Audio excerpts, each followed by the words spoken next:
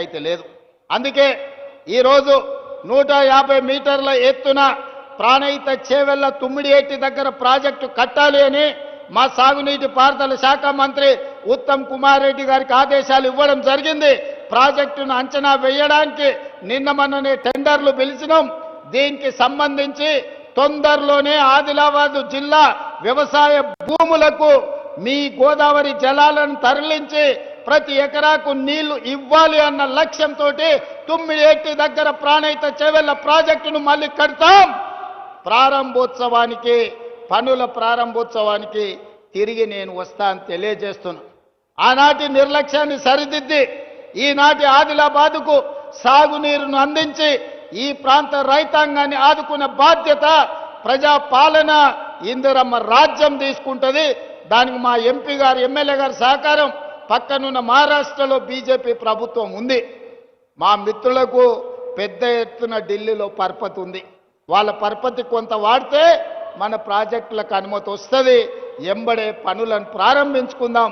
ఎంత ఖర్చైనా ప్రాణహిత చేవెళ్ల తుమ్మిడియేటి దగ్గర కట్టి ఆదిలాబాదు జిల్లాకు నీళ్ళు ఇచ్చే బాధ్యత మన ప్రభుత్వం తీసుకుంటుంది. అదేవిధంగా సిమెంట్ కార్పొరేషన్ ఆఫ్ ఇండియా ఆధ్వర్యంలో ఉన్న సిమెంట్ కంపెనీ మూతబడ్డది. ఈ ప్రాంతంలో అపారమైన సున్నపు గనులు ఉన్నాయి. ఇక్కడ సిమెంట్ కంపెనీ పెడితే బ్రహ్మాండంగా నడుస్తుంది. కేంద్ర ప్రభుత్వంతో మాట్లాడి తొందరలోనే ప్రైవేట్ పెట్టుబడిదారులను తీసుకొచ్చి ఇక్కడ పెద్ద ఎత్తున సిమెంట్ కంపెనీని మళ్ళీ ప్రారంభింపజేసి ఈ ప్రాంతంలో ఉండే నిరుద్యోగ యువకులకు వేలాది మందికి ఉద్యోగ ఉపాధి అవకాశాలు కల్పించి వ్యాపార కేంద్రంగా ఆదిలాబాదును తీర్చిదిద్దే బాధ్యత మన ప్రభుత్వం తీసుకుంటుంది. మీకు సిమెంట్ పరిశ్రమను ప్రారంభించే విధంగా మన ప్రభుత్వం చర్యలు చేపడుతుంది. అదేవిధంగా విద్య, నేను మొదటి నుంచి కూడా నేను చెప్తున్నా, ఎక్కడైతే ఎడ్యుకేషన్, ఎక్కడైతే ఇరిగేషన్ ఉంటుందో, ఎక్కడైతే కమ్యూనికేషన్ ఉంటుందో ఆ ప్రాంతం అభివృద్ధి చెందుతుంది. ఆదిలాబాదును ఎడ్యుకేషన్ విషయంలో, ఇరిగేషన్ విషయంలో, కమ్యూనికేషన్ విషయంలో ఖచ్చితంగా ప్రభుత్వం లక్ష్యం పెట్టుకొని ముందుకు వెళ్తుంది.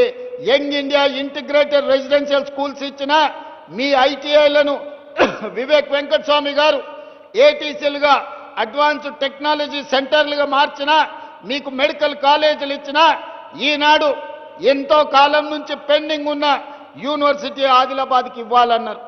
మొన్నటి వరకు ఖమ్మంలో కూడా లేదు. అందుకే ఖమ్మంకు డాక్టర్ మన్మోహన్ సింగ్ గారి పేరు మీద ఎర్త్ సైన్సెస్ యూనివర్సిటీని ఇచ్చి 3 రోజుల క్రితం ప్రారంభించుకోవడం జరిగింది. తప్పకుండా వచ్చే సమీక్ష తర్వాత ఆదిలాబాద్కు యూనివర్సిటీని ఇచ్చే బాధ్యత మా ప్రభుత్వం తీసుకుంటుంది. సమన్వయం చేసుకోవడానికి సుదర్శన్ రెడ్డి గారికి సూచన చేస్తున్నా. అందరితోని మాట్లాడి ఎక్కడ యూనివర్సిటీ ప్రారంభించాలనో కూడా స్థలాన్ని సేకరించండి. మా శంకర్ ఆదిలాబాద్ అంటాడు, మా బొజ్జు ఖానాపూర్ అంటాడు, మా ప్రేమ్ సాగర్ రావు గారు మంచిర్యాల అంటాడు. ఇంకా మా వివేకన్న, మా వినోద్ అన్న మళ్ళీ ఎక్కడంటారో తెలియదు. జిల్లాకి ఎన్నిక నాకు అభ్యంతరం లేదు. ఇక మీరు తలా ఓ దిక్కు కూలితే నాకు కష్టం అవుతుంది. మీరు అందరు కలిసి ఒక అభిప్రాయానికి రాండి. నాకైతే ఇంద్రవెల్లిలో కడితే బాగుంటుందని అనిపిస్తుంది. నా మనసుకైతే ఆడ బావోజీ ఆడ జాతర ఉన్నది, నాగోబా జాతర, అక్కడ ఇంద్రవెల్లిలో కడితే మంచిగా ఉంటుంది. అక్కడికి వచ్చేటోళ్ళు ఉంటారు. ఇంద్రవెల్లి యూనివర్సిటీ అని పెట్టుకుంటే చరిత్రలో కూడా గొప్ప పేరు ఉంటుంది. కొమరం భీముడి పేరు పెట్టుకుంటే ఇంకా గొప్పగా ఉంటుంది. మరి మీరందరూ, ఇది నా సూచన మాత్రమే, నా నిర్ణయం కాదు. ఇక మళ్ళీ ముఖ్యమంత్రి గారు నిర్ణయం తీసుకున్నాక మళ్ళీ మమ్మల్ని ఎందుకు అడుగుతున్నారు అని అంటారు ఎవరన్నా. నేను సూచనే చేస్తున్నా. మీరు అందరూ కూర్చొని ఒక కొలిక్కి రాండి. ఆదిలాబాద్కు యూనివర్సిటీ ఇచ్చే బాధ్యత నాది. అనుమతి ఇచ్చేది నేను, కానీ ఎక్కడ పెట్టుకోవాలనేది ఇక మీరే కూర్చొని మాట్లాడుకోరా. మళ్ళీ ఆ పంచాయతీలకు మాత్రం నన్ను లాగకండి. మీకు యూనివర్సిటీ ఇచ్చి మన పిల్లల్ని చదువుకునేటట్టు, చదువుకున్న వాళ్ళకు ఉద్యోగాలు ఇప్పించే బాధ్యత నాది. అదేవిధంగా తెలంగాణ ఉద్యమం అంటేనే నిరుద్యోగ సమస్య. నీళ్లు, నిధులు, నియామకాలు అన్నారు. మరి నియామకాలు ఎవరికి వచ్చినాయో మీకు తెలుసు. వాళ్ళ ఇంట్లో ఎంతమందికి ఉద్యోగాలు వచ్చినాయో తెలంగాణ వచ్చినాక మీరే చూసారు, నాకంటే ఎక్కువ. మరి ప్రజలకు రాలే.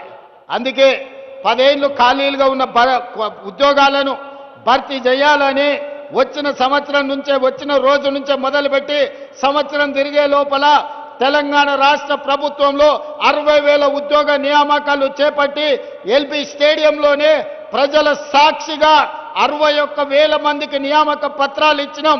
గ్రూప్ 1లో మనం ఉద్యోగాలు ఇస్తే 15 ఏళ్ల నాటి ప్రభుత్వం నియామకాలు చేపట్టలే. నేను ప్రక్షాళన చేసి తెలంగాణ పబ్లిక్ సర్వీస్ కమిషన్ పెద్ద ఎత్తున పారదర్శకంగా పరీక్షలు నిర్వహించి 563 మంది గ్రూప్ 1 అధికారులను ఆనాడు సెలెక్ట్ చేస్తే కోట్ల రూపాయలు ఇచ్చి కొనుక్కున్నారని పేదోళ్ళ పిల్లల్ని వాళ్ళ చదువులను వాళ్ళని